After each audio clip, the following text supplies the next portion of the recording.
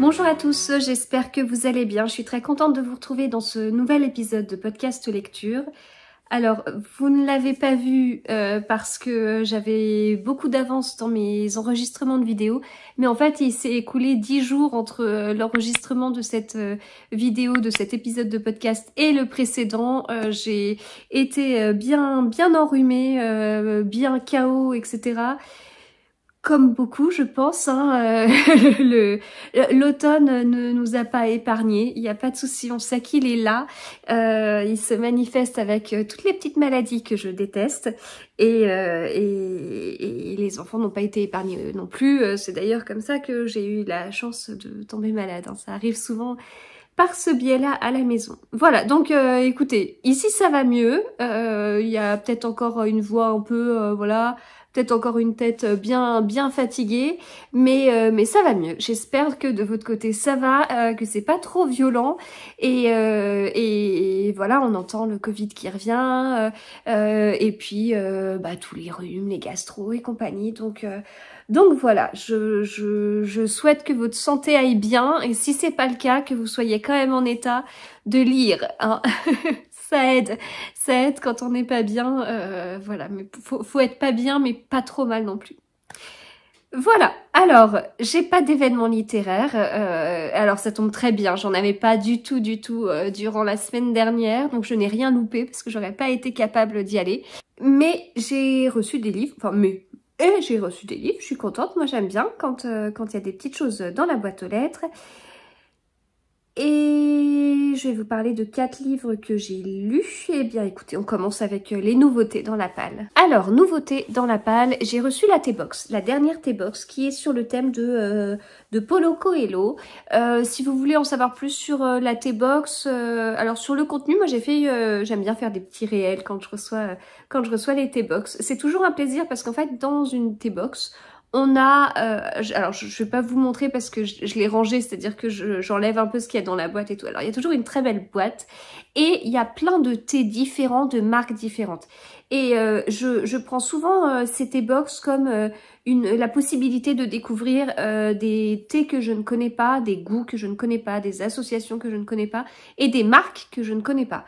Et puis il y a toujours des petites gourmandises, un petit peu de chocolat, un petit cookie, voilà, ça c'est super sympa.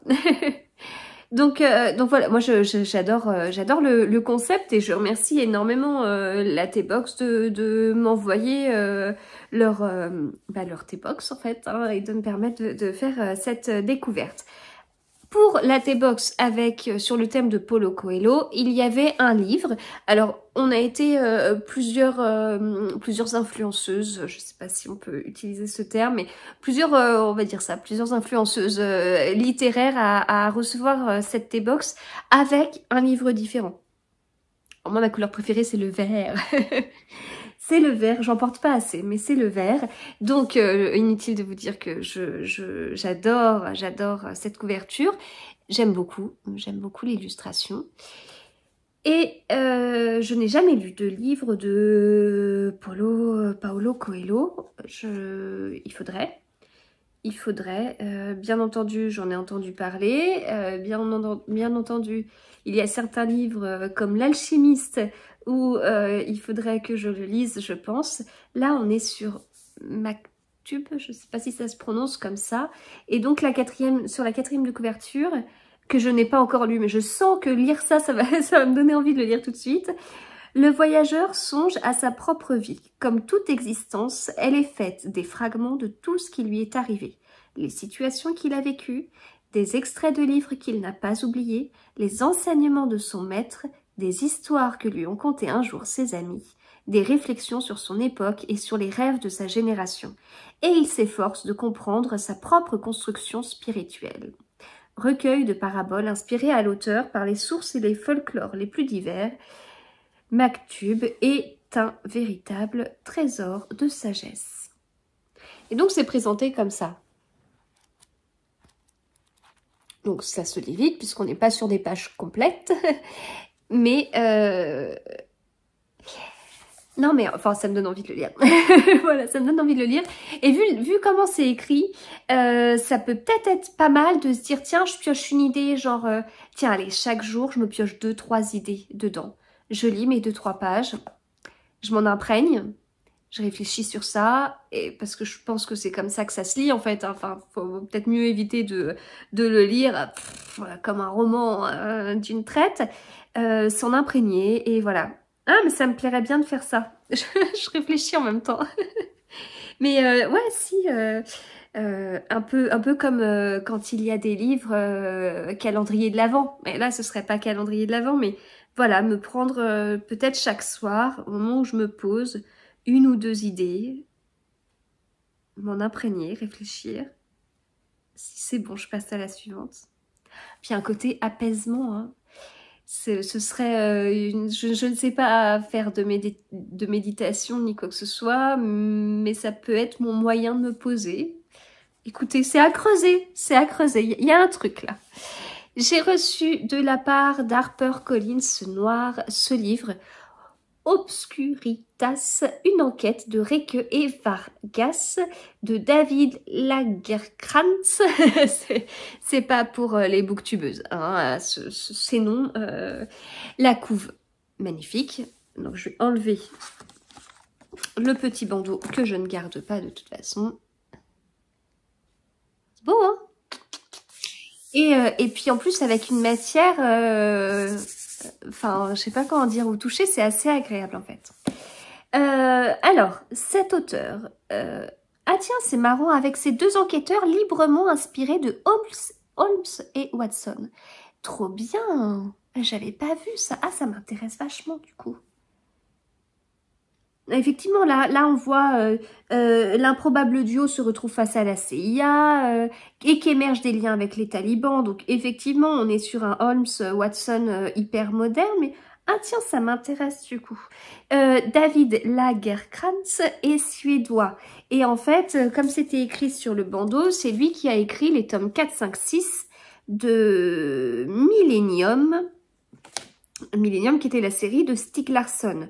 J'avais tenté de lire le tome 1, il y a genre 12-13 ans, je vous l'ai déjà dit plein de fois, et ça a été un échec. Hein. Moi, j'ai pas du tout... je le vois d'ici, d'ailleurs, mon Stieg Larsson, j'ai pas accroché. Voilà, c'est ainsi. Donc, je n'ai pas poursuivi. Mais... Pardon. Mais du coup, ça m'intéresse pas mal. Et donc, Obscuritas, c'est le premier opus de la nouvelle série policière de cet auteur. Ah, mais c'est hyper intéressant. J'aime bien les livres de chez HarperCollins. J'aime bien le papier qu'ils utilisent. J'aime bien les polices de caractère. Alors, j'ai reçu de chez Albin Michel. Bon, j'ai reçu 3 livres. Un livre de chez Albin Michel, Imaginaire. J'ai reçu le dernier Mélissa d'Acosta que j'ai terminé, qui va sortir cette semaine. Mais quand cet épisode de podcast sera sorti, le livre sera déjà sorti. Je vous réserve mon avis pour le prochain épisode de podcast. J'ai une organisation particulière, mais c'est organisé. Et j'ai reçu celui-ci qui est le 2e tome des chroniques de Bond Street de MC Beaton. MC Beaton, l'autrice d'Agatha Raisin, l'autrice d'Amish Macbeth, l'autrice de Lady Rose. Et j'avais déjà lu ce premier tome, enfin le premier tome de cette série. En fait, dans un livre comme ça, dans un tome, il y a 2 histoires. Et là, c'est également le cas dans enfin, c'est le cas dans le premier et c'est également le cas dans ce 2e tome où on a 2 histoires, la disgrâce de Mrs. Budley et Sir Philip perd la tête. C'était très rigolo. C'est pas du tout du Cozy Mystery. On est sur des histoires, on est à Londres au 19e siècle et on se retrouve avec des gens qui avaient de l'argent et qui n'en ont plus, qui ont un titre, qui ont été habitués à vivre dans un certain standing et en fait tout ça c'est terminé, donc ils se dépatouillent et ils essayent en fait de se rassembler pour... payer moins cher, c'est-à-dire qu'ils ont un lieu, ils habitent tous au même endroit, et puis chacun ramène des meubles et tout, puis hop, non, cet endroit est encore très grand, il reste encore des pièces, donc ils ont transformé ça en hôtel. Voilà, donc c'est assez sympathique. Donc là, c'est mi-spirituel et déjanté, la meilleure romance anglaise sur la Régence. par M.C. Beaton, l'auteur de Agatha Christie. Donc voilà, c'est plutôt une romance du coup. Mais j'avais bien aimé les 2 premiers tomes. Juste ce que je me reproche, c'est que je les ai lus d'un coup. C'est-à-dire que moi j'ai tendance à me dire, je commence un livre, j'ai envie de le finir, voilà, comme ça c'est réglé. Et j'ai lu les 2 tomes d'un coup, les 2 premières histoires dans mon premier tome d'un coup. Et je pense qu'il aurait fallu que je lise la première histoire, que je lise 2-3 autres livres, puis que je revienne à l'autre histoire, à la deuxième histoire. C'est peut-être comme ça que je lirai ce second tome. Alors, si je continue avec les réceptions... Voilà, j'ai reçu ce livre. Alors, si je fais cette tête-là, c'est pas parce que c'est pas à cause du livre qui est extrêmement bien, c'est qu'en fait c'est un livre Charleston, de la maison d'édition Charleston. J'étais lectrice Charleston sur l'année 2022 et c'est fini. C'est fini, les lectrices Charleston 2023 ont été annoncées, on passe le flambeau. On continue de recevoir les livres qu'on a lus et en épreuve non corrigée, pour lesquels on a donné nos avis et tout, mais qui n'étaient pas encore sortis en format papier. Donc celui-ci et le suivant, ce sont 2 livres qui sortent à la fin du mois. Et puis après, il restera encore les comédies romantiques de Noël. Et puis un petit Lucinda Riley avec lequel j'avais terminé l'aventure. Donc voilà, c'est chouette de voir le livre terminé. Un petit passement au cœur parce que l'aventure est finie, quoi. Alors, un tourbillon de sable et de cendres d'Amy Harmon. Amy Harmon, beaucoup en ont entendu parler parce qu'ils ont lu Ce que murmure le vent. Et si vous ne l'avez pas encore lu, vous pouvez le trouver en livre de poche. C'est un livre, moi, que j'avais lu avant qu'il sorte chez Charleston. En fait, je l'avais lu chez France Loisirs. Voilà, j'avais reçu. J'étais partenaire France Loisirs. Je sais plus trop où j'en suis avec France Loisirs, voilà. Mais à l'époque, j'étais partenaire. Et j'avais reçu une box avec ce livre et tout avant qu'il sorte chez Charleston. Et ce qui était marrant, c'est qu'on m'avait proposé de lire l'épreuve non corrigée de Ce que murmure le vent avant même d'être lectrice Charleston et tout. Mais bah, je l'avais déjà lu, donc voilà, c'était tant pis. J'avais bien aimé. Mais alors j'avais bien aimé, mais c'était pas trop mon style et c'est pas forcément des histoires avec lesquelles je suis familière. J'avais bien aimé le côté romance et tout, mais voilà, il y avait une forte dimension historique que je connaissais très mal. Celui-ci, je l'ai adoré. Je l'ai adoré parce que la période historique et les lieux me parlent beaucoup plus. On est à Florence au début des années 1940. Florence est une ville que j'adore. Et en fait, ce livre se passe pendant la Seconde Guerre mondiale, vous le comprenez. Et de points de vue que je ne connaissais pas, que j'avais pas eu l'occasion de lire en fait, et qui sont hyper intéressants. On est en Italie. Et on va voir notamment le rôle de l'Église par rapport à ce qu'il se passe et par rapport au sort abominable qu'ont vécu beaucoup de Juifs. C'est très intéressant parce que, comme je dis, c'est des points de vue que j'avais pas encore vus. C'est vrai que souvent, bah, la Seconde Guerre mondiale, j'ai lu pas mal d'histoires qui se passaient en France avec la France occupée, un peu en Angleterre, mais en fait en Italie pas forcément. Et c'est très intéressant. Voilà, c'est très intéressant. Alors, on a un côté romance, etc. Mais cette dimension historique, elle est, enfin moi je la trouve hyper puissante en fait. Alors, mon avis, pardon, je vais pas mal tousser. Encore, je coupe beaucoup, mais donc j'ai mis que c'était un coup de cœur. C'est un livre très addictif, difficile à poser tant qu'il n'est pas fini. On tremble pour les personnages. Ils se mettent en danger. On n'est pas, on suit des personnages qui sont très forts. Notamment Angelo Bianco et Eva, qui ont été un peu élevés ensemble. Eva est juive, donc voilà, elle va vivre des choses très compliquées. Et Angelo, lui, est devenu prêtre. Voilà, donc on voit vraiment toute la dimension. De ce que je vous disais, la Seconde Guerre mondiale en Italie, en voyant le rôle de l'Église. très intéressant, je vous le conseille énormément. Enfin j'ai appris beaucoup de choses. Et puis voilà, l'histoire des personnages nous marque aussi beaucoup. Donc voilà, retenez bien ce titre, Un tourbillon de sable et de cendres d'Amy Harmon. J'ai également reçu de la part des éditions Charleston un autre livre que j'ai lu durant mon année de lectrice Charleston 2022.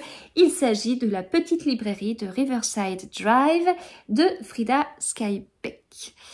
Je vous en avais parlé quand je l'avais lu. Bon, déjà, j'adore la couverture. J'adore cette couverture.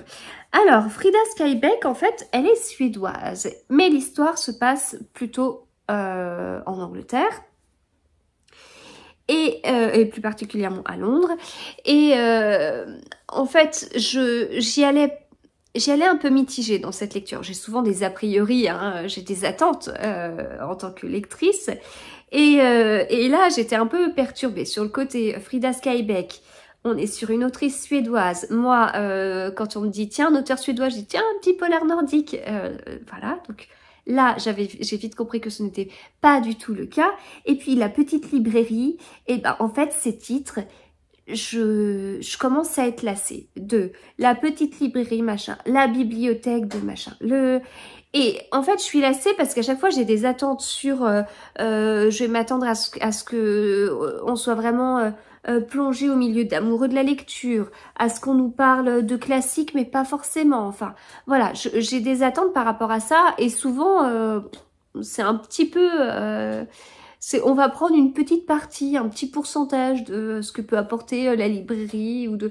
Ça va être juste un lieu, et puis on va pas plus en parler que ça, et la passion de la lecture sera pas forcément...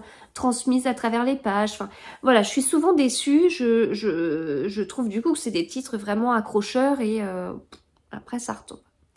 Oui, mais pas dans celui-ci. Celui-ci, je l'ai beaucoup aimé. Alors, mon avis, je sais plus où est-ce qu'il est. Tac, tac, là. Une très belle découverte lorsqu'on aime la lecture et les livres. Certains passages dans la librairie sont un régal à lire. Ben oui. Alors, on a Charlotte qui habitait dans sa campagne suédoise. Hein. On a quand même au début un petit côté suédois. On n'y va pas trop, mais voilà, on nous en parle. Et puis en fait, elle a vécu un drame de son côté. Et en fait, elle a une tante qu'elle connaissait pas particulièrement qui lui a légué une librairie à Londres. Bon, elle a été voir, et puis voilà, une chose en entraînant une autre, elle s'est prise un peu au jeu. Hein. Je vais pas aller plus loin que ça pour pas spoiler, mais voilà un petit peu ce qui se passe. Ça se lit bien, je trouve vraiment. L'écriture est très agréable à lire. Alors c'est quand même un petit pavé de 550 pages. D'ailleurs, le Amy Harmon, je vous ai pas dit, et lui-même en faisait 475. Mais ça se lit bien, vraiment. J'ai pas souvenir de m'être dit, tiens, le livre est long. D'ailleurs, je me suis même pas rendu compte qu'il y avait autant de pages. Donc voilà, vraiment chouette. Comme je vous parle d'une tante qu'elle n'a pas connue, il y a des histoires de famille, hein, il y a des secrets et tout. Donc ça, c'est très chouette aussi.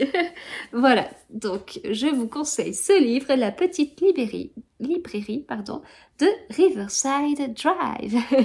Et on a reçu ce midi un peu de bande dessinée.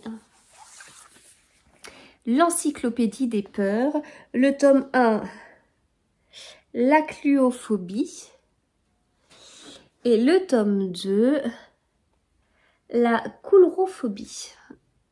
Voilà, je trouve les couvertures magnifiques. Et donc, voilà un peu les dessins à l'intérieur. Voilà. Donc, Clara Baldamore. Que se passe-t-il donc dans ce sinistre manoir où Lily a débarqué? Clara Baldamore, sa grand-mère, y a travaillé toute sa vie à une œuvre immense, l'encyclopédie des peurs. Malheureusement, le chien Rasputin vient d'en faire son dîner. Quel désastre pour la science. Clara sollicite l'aide de Lily. Sera-t-elle à la hauteur des épreuves qui l'attendent à l'autre bout du monde? Rapportera-t-elle la précieuse essence de la peur du noir? Voilà. Et donc, c'était dans un très joli paquet. Et il y avait notamment cette carte. Et puis un marque-page pour la sortie du tome 2. Voilà, donc voilà toutes les nouveautés. Et puis, eh bien, hop, maintenant, je vais passer au livre que j'ai lu. Alors, livre que j'ai lu. 2 pavés de 800 pages, voilà. J'aime pas les pavés, je n'aime pas les pavés. Bon, je me suis régalée avec cela, mais je n'aime pas les pavés. Et puis, donc, là, on a 2 pavés, Henri Lovenbruck et Bernard Minier. Je vais commencer par le Bernard Minier. Et 2 lectures plus petites, celui-ci, La mécanique du cœur que j'ai passé en audio, et L'homme au complet marron d'Agatha Christie dans le cadre du challenge Red Christie 2022. Je commence donc avec Le cercle de Bernard Minier. Alors, ce livre est la suite de Glacé du même auteur, forcément. On est dans la série Servaz. Bon, je vous l'ai dit dans l'épisode précédent que j'étais en train de lire ce livre, donc ça y est, je l'ai lu, je l'ai terminé. Je crois que c'est le plus gros livre de la série Servaz. Le tome suivant fera seulement 700 pages et le suivant, encore d'après, en fera seulement 600. Voilà, mais ça se lit bien. C'est pas un page turner, hein. On n'est quand même pas sur un Cédric Cyr non plus, mais vraiment ça se lit bien. Alors, à noter, ce qui ne sera pas le cas du Lovenbruck, à noter que les chapitres commencent toujours sur cette page. Donc c'est un 800 pages, mais avec quand même des pages blanches. Voilà, c'est globalement aéré, vous voyez. Donc là, on suit à nouveau notre commandant Servaz, qui est un personnage que j'aime beaucoup, que j'aime beaucoup sa description, j'aime beaucoup son côté très humain en fait. Il est commandant, mais c'est pas pour ça que il a pas peur, il sait pas tout, il a des faiblesses et c'est normal. Et on n'est pas sur un super héros parfait et tout, et j'aime bien en fait, j'aime bien ses faiblesses. C'est comme si c'était un commandant qui avait, enfin, je trouve qu'il a une certaine sensibilité en fait. Et on est sur un commandant, donc on est sur un homme, un personnage masculin, écrit par un homme. Et j'aime beaucoup le fait qu'il y ait ces petites touches de sensibilité, voilà, j'apprécie. On commence ce livre avec l'assassinat d'une prof, enfin la découverte du corps d'une prof qui a été assassinée. Servaz est appelé par une ancienne connaissance à lui, une femme avec qui il a vécu une histoire. Et il y a du sens à tout ça parce que son fils pourrait être accusé du meurtre de cette prof. Et ce qui est assez rigolo, c'est que du coup, son fils, c'est la prof l'une des profs de son fils, et la fille de Servaz, connaît le fils de cette fameuse dame. Donc il y a pas mal de choses qui vont replonger Servaz dans son passé, parce que lui-même a étudié dans cet établissement, voilà, donc il y a pas mal de choses comme ça. Il y a des liens intéressants entre lui et sa fille. Il est séparé de la maman, mais voilà, il garde des liens assez forts avec sa fille. Et puis, si vous avez lu Glacé et que vous n'avez pas encore lu la suite, eh bien, on finit Glacé avec quelque chose comme une ombre qui plane au-dessus de Servaz et ça ressort. Voilà, on a un fil rouge en fait. Donc, on a à la fois les mêmes personnages que dans Glacé, et que j'aime beaucoup hein, d'ailleurs, hein, j'aime beaucoup son équipe. On se retrouve avec des références à Glacé parce que on va parler de la précédente histoire ou certains vont se dire ah oui c'est vrai Servaz c'est lui qui a résolu telle affaire, voilà. Et en plus de ça on a un fil rouge parce que dans Glacé on a comme une histoire qui est pas totalement terminée. Il n'y a pas que cette histoire-là, mais en tout cas, il y a eu comme une histoire qui n'est pas totalement terminée et qui va continuer en fait dans le cercle. Voilà, donc j'ai bien aimé. C'est pas un livre récent, il a reçu le prix 2013 des bibliothèques et des médiathèques du Grand Cognac. Donc ça date. Il est sorti chez XO en 2012. Voilà, j'ai beaucoup apprécié. J'ai vraiment beaucoup apprécié. Et c'est un auteur dont j'apprécie l'écriture. C'est fluide, voilà. Le seul petit truc que j'ai à reprocher, c'est le découpage, en fait. Les chapitres sont assez inégaux. Ok, bon, en général ça m'agace un petit peu, mais bon, c'est comme ça, c'est pas grave. Mais en fait, on a en plus des longs chapitres avec, à l'intérieur d'un même chapitre, des sous-parties de personnages qui n'ont rien à voir.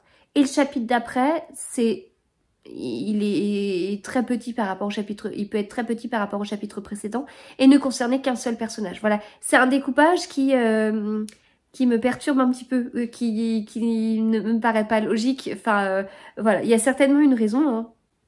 Mais il n'y a pas forcément de continuité au sein d'un même chapitre et il n'y a pas forcément de rupture d'un chapitre à l'autre. Après, il a découpé son livre en parties. Une partie, c'est un jour.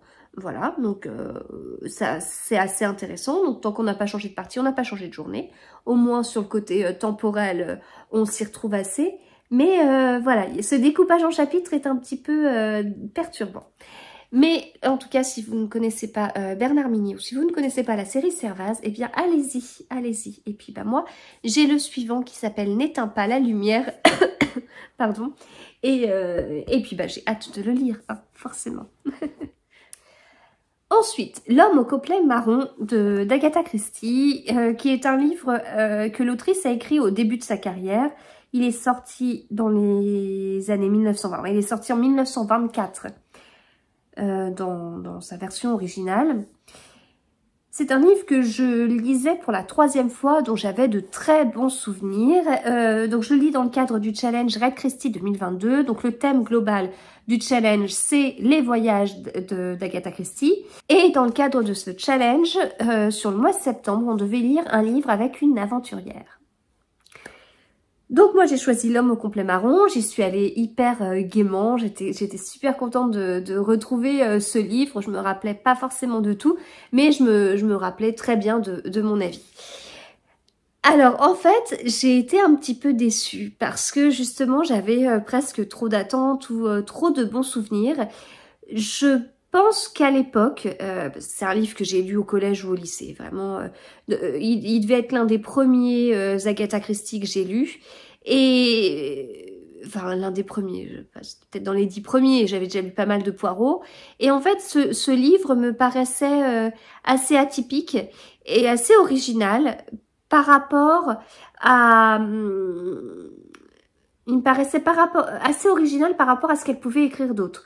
Parce que on est sur un livre justement avec une aventurière, un roman qui se situe, ce qu'elle aime bien faire au final entre un roman policier, un roman d'espionnage, un roman d'aventure. Voilà, on est un peu entre ces trois choses. Le personnage principal qui s'appelle Anne Bedingfeld, le personnage d'Anne Bedingfeld est assez attachant, elle est jeune, elle est dynamique, elle est pétillante, elle est courageuse, elle a pas froid aux yeux, elle cherche l'aventure en fait, elle cherche c'est pas une femme classique de son époque, elle veut sortir de ça et c'est des choses que j'apprécie beaucoup. Voilà, donc je pense que j'ai pas lu ce livre dans les mêmes conditions parce que quand j'ai lu ça il y a 20 ans, eh bien je trouvais que ce livre était hyper intéressant, hyper original par rapport à ce que Agatha Christie pouvait écrire, ou en tout cas par rapport à ce que je connaissais de l'œuvre d'Agatha Christie. Il s'avère que depuis, j'ai lu beaucoup d'autres livres d'Agatha Christie et je suis sur une année de Red Christie 2022 avec ce fameux thème, et donc ce thème me fait voyager et en me faisant voyager, eh bien je me retrouve avec au final pas mal de livres qui sont dans ce style-là de roman policier, roman d'aventure, roman d'espionnage. Je me suis fait une sélection sur l'année peut-être un petit peu atypique, mais à force de lire des livres atypiques, ces livres atypiques, je trouve, se ressemblent et ont des points communs. Et le hasard a fait que je lis ce livre quelques semaines 2 semaines après avoir lu Destination Inconnue, qui a été écrit bien plus tard, qui a été écrit une 30aine d'années après, et en fait je me retrouve avec beaucoup de points communs. Voilà, donc moi Agatha Christie, ce que j'aime chez elle, c'est Hercule Poirot. J'aime aussi Miss Marple, mais je préfère Hercule Poirot. J'aime le côté très méthodique, j'aime le côté très organisé de ses enquêtes, et ça me manque. Voilà, ça me manque. Alors, enfin, vous savez, je fais plusieurs challenges dans le challenge, c'est-à-dire que je participe comme ça à des challenges Agatha Christie depuis juillet 2019. Le premier a été organisé par Livre de Poche pour la sortie des nouvelles couvertures chez Livre de Poche, et ils ont organisé un petit challenge, lire un livre par mois jusqu'à la fin de l'année 2019. Et puis après, de mon côté, Enfin, je dis ça, mais je me demande si c'était pas sur un an glissant, de juillet 2019 à juin 2020. Enfin, moi, en tout cas, sur l'année 2020, j'ai lu des livres pour mon propre challenge, en fait, que j'avais partagé avec vous sur Instagram. Et puis, j'ai participé au Raid Christie 2021 et je participe au Raid Christie 2022. Et tous ces challenges mis bout à bout me permettent de participer à un autre challenge, faut suivre, sur Babelio, qui est un challenge sans limite dans le temps. L'objectif est de lire tous les Agatha Christie et de les chroniquer, de mettre notre avis, de mettre un commentaire sur ces livres sur Babelio. Donc, moi, j'ai récupéré tous les avis que j'ai postés depuis juillet 2019. Et forcément, quand je fais ma sélection pour le Raid Christie, donc c'est ce que je ferai aussi pour le Raid Christie 2023, je suivrai le thème global, je suivrai le thème mensuel et j'irai piocher dans les Agatha Christie que je n'ai pas encore lus. Donc là, le thème de cette année, pour moi, était très bien parce que les voyages d'Agatha Christie, c'est ce que je vous dis, c'est pas ce que j'apprécie, moi, le plus chez l'autrice. Moi, j'aime beaucoup quand elle reste à Londres et qu'il n'y a pas trop de voyages et tout. À la limite, quand elle fait voyager Hercule Poirot et Miss Marple, ça va, mais j'ai pas de souci quand elle reste à Londres. Donc, tous les livres avec des voyages et tout, bah, je les avais plutôt laissés de côté. C'est pas les livres vers lesquels je vais directement. Et donc, si je les ai laissés de côté, c'est que c'est aussi peut-être des livres qui sont un peu moins de mon style. C'est aussi parce que ce sont des livres où il n'y a pas trop Hercule Poirot, hein, parce que ça fait partie de mes critères. Au début, quand j'ai découvert Agatha Christie, donc j'avais plein de livres qu'on achetait dans des brocantes et tout. J'avais plein de livres d'occasion dans les anciennes éditions du Masque, Club des Masques et tout ça. Et l'un de mes petits plaisirs pour savoir lequel Agatha Christie j'allais lire, c'était de voir parmi ceux-là si c'était des Hercule Poirot ou pas. Et si c'était un Hercule Poirot, je passais les pages pour voir à quelle page Hercule Poirot apparaissait. Plus il apparaissait tôt, et mieux c'était, et plus il y avait de chances que je lise ce livre rapidement. Donc voilà, j'ai laissé de côté pas mal de livres. Celui-ci est un peu... c'est vrai que je l'ai lu assez tôt, celui-ci, L'homme au complet marron. Est-ce qu'à l'époque, j'avais pas beaucoup de livres? Je ne sais pas. J'en avais de bons souvenirs. Bon, maintenant, j'ai moins ce côté grande découverte parce que, voilà, ça va me faire penser un petit peu à Tommy et tu penses Beresford. Ça va me faire penser à Destination Inconnue. Ça va me faire penser à pas mal de livres, au final, qu'Agatha Christie a écrit. Et ces côtés aventure, roman d'espionnage et tout, ils sont pas si isolés que ça. Régulièrement, elle est revenue vers ce style de livre. Voilà. Moi, après, il n'en reste pas moins qu'il est très bien, hein, il se lit bien, j'ai passé un bon moment et tout. Mais je pense que là, j'arrive dans une petite période où Hercule Poirot me manque et je ne le retrouverai pas le mois prochain. En revanche, je crois que pour octobre pour novembre et décembre, j'ai choisi des livres avec lui et j'ai hâte de savoir comment il va depuis tout ce temps. Voilà, donc ça c'était L'homme au complet marron.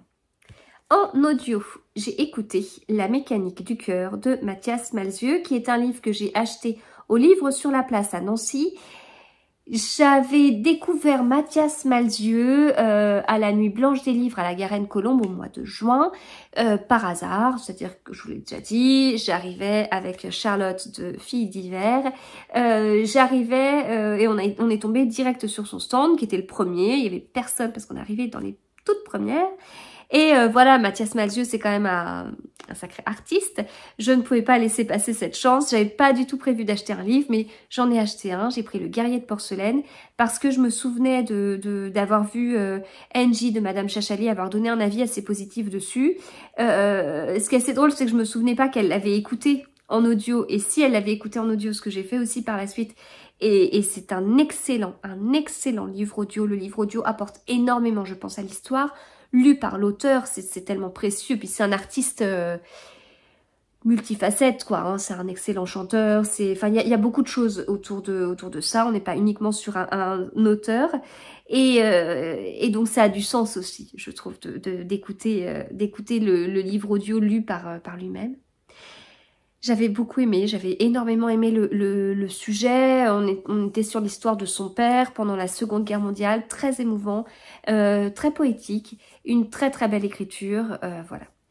Je voulais découvrir un autre livre de Mathias Malzieu, mais là j'y allais un peu, je ne savais pas trop, parce que je sais qu'il a écrit des livres un peu qui ont un côté fantastique, ce qui n'est pas mon style de prédilection. Vous le savez, parce que je ne vous parle jamais de livres comme ça. Mais voilà, c'était quand même, j'avais quand même envie, puis voilà, là on l'a vu au livre sur la place, je lui ai pris à ce moment-là. Donc je suis partie sur La mécanique du cœur que vous avez peut-être déjà lu. C'est un livre qui est tout fin, qui fait 150 et quelques pages, quoi. Donc 150 pages, ça se lit quand même très très vite. Donc je l'ai passé en audio, livre lu par l'auteur, mais histoire radicalement différente. On est sur une écriture poétique, ça c'est clair, on le retrouve et c'est très agréable à l'oreille. On a des petits sons chantants, on a des mots qui sonnent bien et voilà, l'avoir passé en audio c'était très très agréable. Toujours agréable d'avoir ce livre lu par l'auteur. Je me suis pas renseignée sur les dates auxquelles les livres ont été lus entre Le Guerrier de porcelaine et celui-ci. Je trouve une différence dans la voix de l'auteur ou dans la façon de lire l'histoire, mais c'est peut-être moi qui avais de mauvais souvenirs du Guerrier de porcelaine. Là, on est sur une histoire un peu loufoque. On est sur l'histoire d'un petit garçon qui s'appelle Jack. On est déjà à Édimbourg en 1874 et en fait Jack il a le cœur gelé à la naissance parce que voilà, c'est mis Édimbourg 1874, le jour le plus froid du monde, rien que ça. Il a le cœur gelé et puis la sage-femme qui s'occupe de lui, qui est une sage-femme un petit peu particulière, eh bien pour pouvoir le sauver, elle remplace son cœur par une horloge normale, hein. Et effectivement ça le sauve. Ça le suit hein, dans sa vie, dans son enfance, dans son adolescence. C'est particulier. Quand il arrive, il fait du bruit. Donc, c'est pas très discret. Voilà. Donc, il y a... on est à la limite, là où il peut y avoir un point commun avec le guerrier de porcelaine, c'est que le personnage principal est un enfant et on est totalement à sa place. On voit vraiment les choses à travers ses yeux. Donc ça c'est quelque chose qui est très intéressant et du coup je peux dire que Mathias Malzieu le fait extrêmement bien. On n'est vraiment pas dans ma zone de confort, on est dans un univers à la Tim Burton mais totalement. Ce livre, mais en fait j'aurais dû le lire le 31 octobre, pour moi c'est un excellent livre d'Halloween et voilà les couleurs, le style de la couverture va tellement avec ça. Du coup, j'ai bien aimé, j'ai bien aimé. C'est pas ce que je préfère non plus. Je l'ai lu globalement, enfin j'ai écouté globalement avec beaucoup de plaisir. Et puis voilà, ce côté poétique, j'ai bien aimé. J'ai apprécié les sujets forts abordés. Parce qu'en fait, on nous parle de différence, on nous parle aussi de harcèlement. Pas de cette façon-là, hein. On est à travers les yeux d'un enfant en 1874 qui a une horloge à la place du cœur, hein. Faut remettre les choses dans leur contexte. Mais je trouve que ces sujets sont vraiment abordés d'une façon assez fine et j'aurais du mal. On m'a posé la question sur Instagram. À partir de quel âge on peut lire ce livre? Certaines personnes m'ont dit, ah tiens, mon fils, ma fille a lu ce livre récemment. Je sais pas si c'est un livre qu'on fait carrément étudier. Je pense qu'il y a des petites choses qui sont un peu... Moi, en tant que maman, je sais pas si j'aurais envie tout de suite de mettre ce livre entre les mains de ma fille en 6e. Bon, pour certaines raisons, mais malgré tout, je pense qu'il y a des choses qui peuvent vraiment leur parler, faire écho et dit tellement avec des jolis mots et enfin, à la fois écriture poétique et puis paroles d'enfant, que ça passerait certainement bien. Donc, voilà.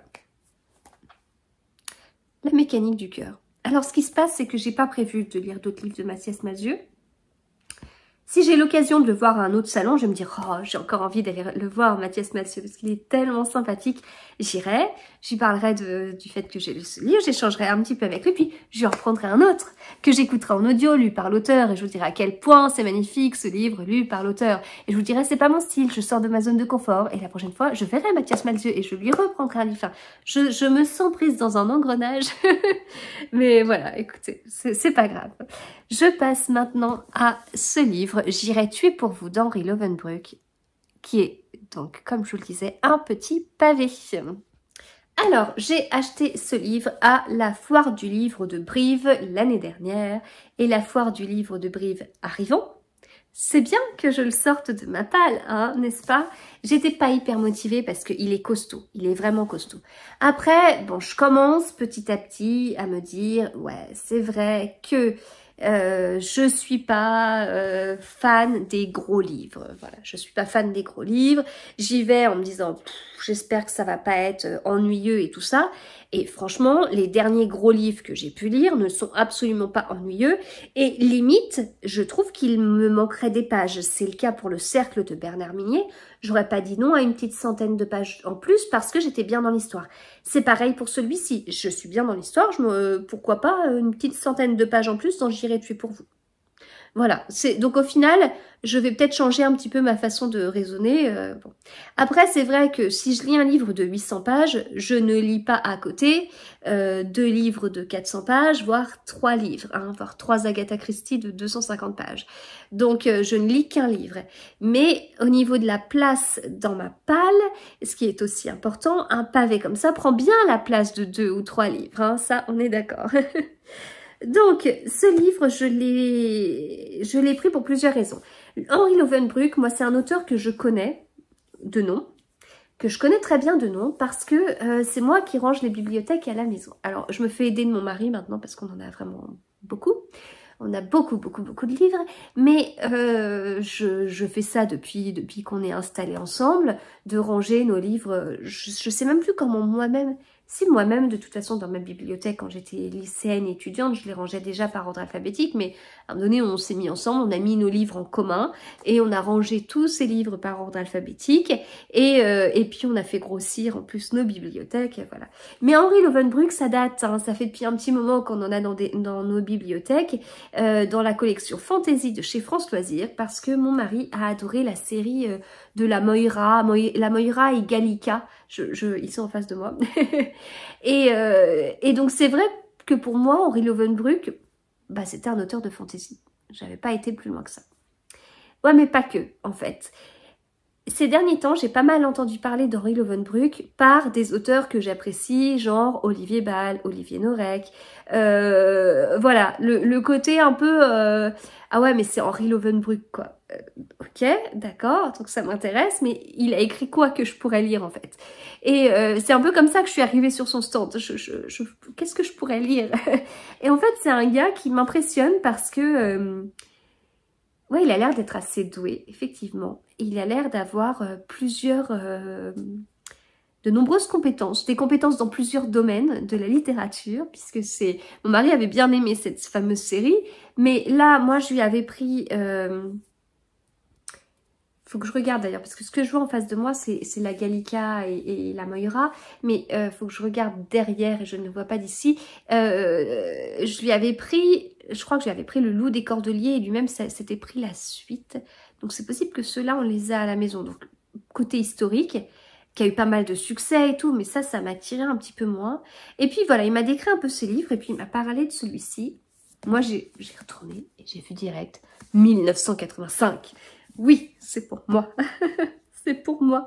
Il faut que je lise ce livre. Donc du coup, j'ai échangé avec lui. Puis voilà, c'est quelqu'un qui parle extrêmement bien. Ça peut faire penser un peu à Cédric Cyr qui raconte super bien ses histoires et qui donne envie de lire tous ses livres. Et voilà, là, il m'a appris plein de choses. Il m'a dit, bah oui, mais si vous êtes né en 85, vous n'avez donc pas connu cette fameuse période où dès que les JT commençaient, on nous disait tant de jours que tel et tel journaliste tel et tel journaliste sont en otage depuis tant de jours, etc. Avoir ce décompte quotidien.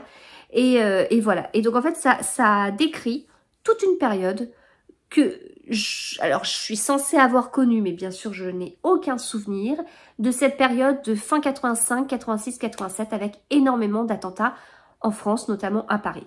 Et ça me fait très bizarre parce que c'est quelque chose que je ne savais pas en fin de compte. Donc dans ce livre en fait on a beaucoup de choses. L'avantage des pavés, avec les derniers que j'ai lus, donc celui-ci, Le Cercle de Bernard Minier, Vindicta, j'en ai pas lu un autre ce mois-ci. Je sais plus. Là, je suis encore dans un pavé, mais c'est un tome des 7 sœurs, rien à voir. Mais bon, du coup, en 800 pages, les auteurs, ils ont le temps. Ils ont le temps de décrire leur histoire, ils ont le temps d'amener les choses, ils ont le temps de mettre 50 000 personnages, et ils ont le temps de les introduire progressivement.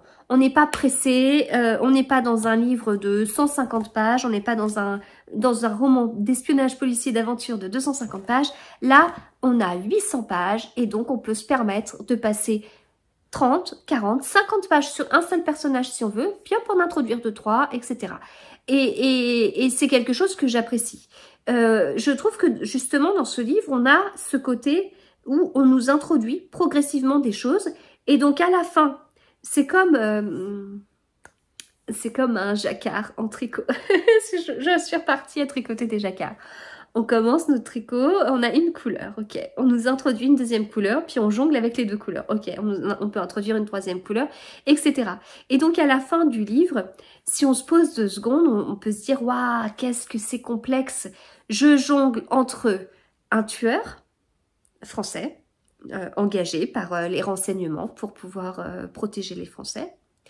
On a des personnes de la DGSE, on a des personnes de la DST, on a des personnages de la vie du tueur, hein, sa famille, ses rencontres, voilà. On a à la DGSE, à la DST, on a quand même plusieurs personnages. On suit principalement un personnage, mais bon, on a les supérieurs hiérarchiques et compagnie. On suit Mitterrand. Puis bah c'est au moment des législatives, Chirac devient Premier ministre. On suit Pasqua. Puis on suit d'autres personnages comme ça. Et puis voilà, en fait, on nous introduit tout ça. Et à la fin, on se retrouve avec un livre où on jongle entre une mission, une mission top secrète, les proches du tueur qui vivent leur vie, les petits blablabla entre la DST, la DGSE, les réunions qu'ils peuvent avoir, les petits trucs politiques entre Mitterrand, Charles Pasqua et puis Chirac.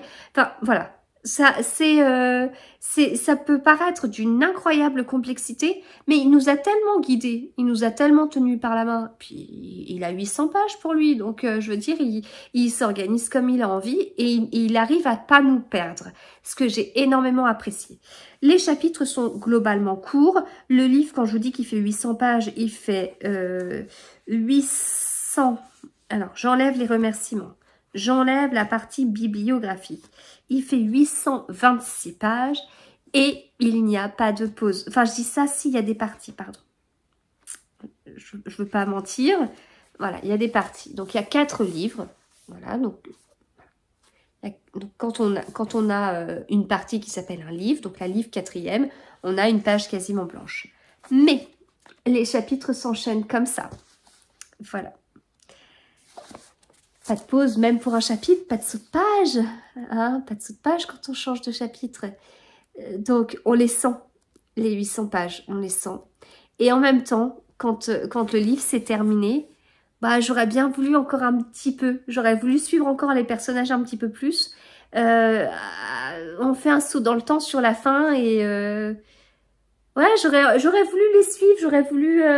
Il y en a un que j'aimais bien, on le laisse un peu avant la fin, j'aurais voulu en savoir plus sur lui. Enfin, on le sait, mais j'aurais voulu le suivre davantage. Enfin, voilà, donc ce qui veut dire que c'est un excellent livre. Ce qu'il y a, c'est que je l'ai lu alors que j'étais malade. Et je me dis, enfin, j'étais malade et Et j'avais des grosses journées au travail, ce qui fait que le soir je rentrais et j'étais laminée et donc j'ai quasiment pas lu.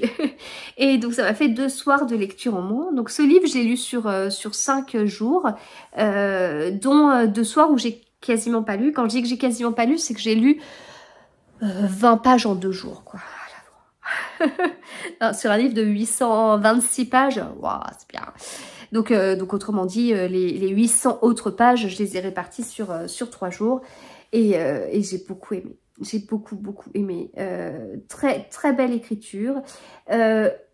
Si je dois dire quand même quelque chose, c'est le côté politique. Alors, il fait parler de vrais personnages, de vraies personnalités. Donc voilà, ça permet de... Enfin, c'est très intéressant. On est sur un côté... en fait, ce qu'il raconte, c'est pas une histoire, c'est l'histoire. Il va raconter des choses qui sont vraies, mais c'est pas écrit comme un docu-fiction, c'est écrit comme un roman. Et après, voilà, ça peut être à nous de démêler le vrai du faux, mais il y a quand même beaucoup de vrai dans ce qu'il écrit. Et je trouve ça très intéressant de voir les dessous Bah, il y a une prise d'otages, les otages sont français, ça se passe comment ? Qu'est-ce qui se met en place? Parce que je veux dire, le commun des Français ne voit absolument pas ce qui se passe. Il entend effectivement ce décompte des jours, enfin ce comptage du nombre de jours d'otages à la télé, ça s'arrête là. Donc il n'y a pas de... il n'y a pas plus d'informations que ça pour la sécurité des Français, etc., etc. Ouais, mais il se passe quoi en réalité derrière, quoi? Et c'est là où, en fait, Henri Lovenbruch va gratter. Ça a demandé un boulot de fou. Il en parle un petit peu à la fin. Et donc, on voit les politiques discuter entre eux. On voit Mitterrand, on voit Chirac, on voit Pasqua, comme je vous dis, avec des échanges. Est-ce que tous les échanges sont vrais ou pas? Je ne sais pas.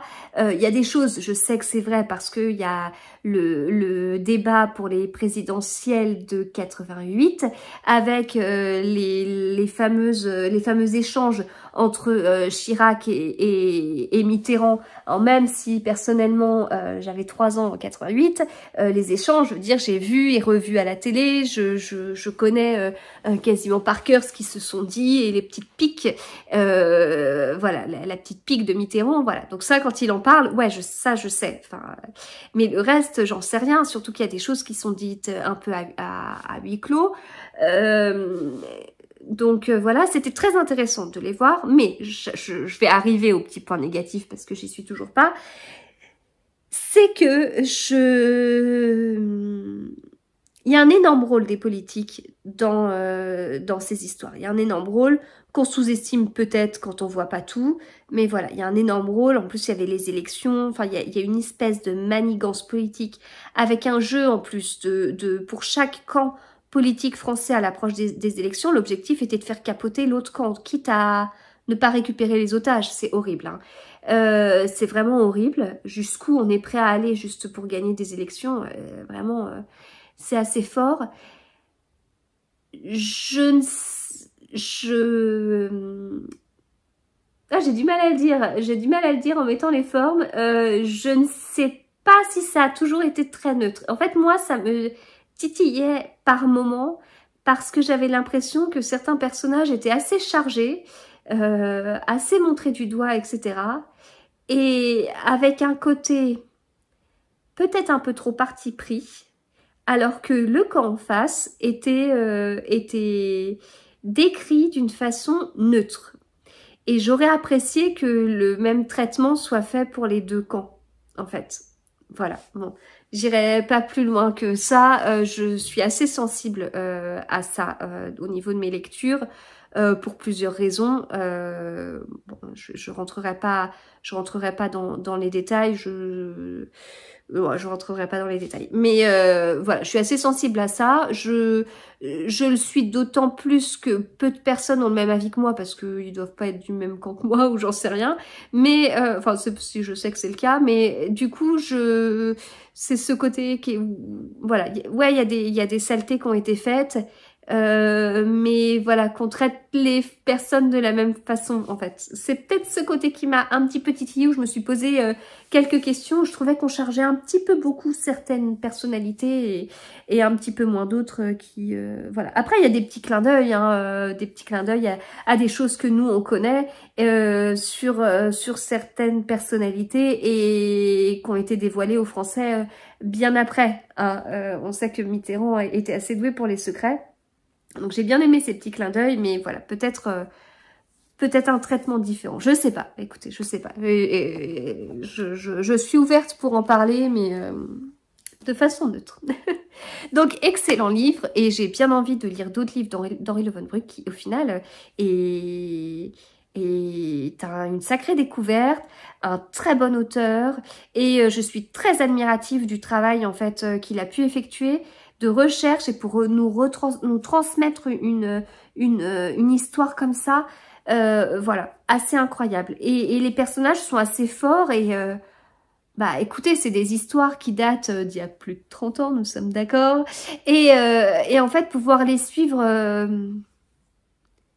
Enfin, je sais pas, c'est presque des secrets d'État qui sont dévoilés. Alors bien sûr, il n'a pas une exclusivité incroyable. Je veux dire, s'il a pu avoir accès à ces infos, c'est certainement que d'autres y avaient accès. C'est certainement plus si secret que ça, etc. Mais je trouve ça très très bien fait, très bien écrit.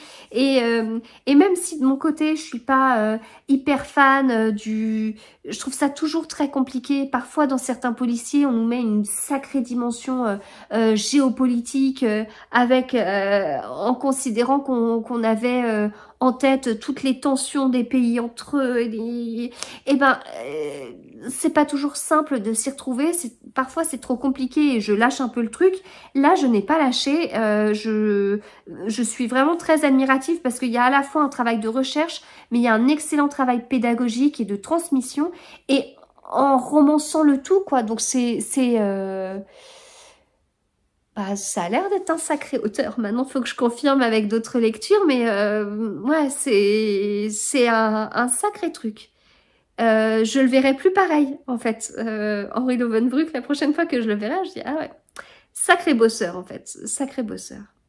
Voilà, eh bien écoutez, je vais m'arrêter là, j'espère que cet épisode vous a plu.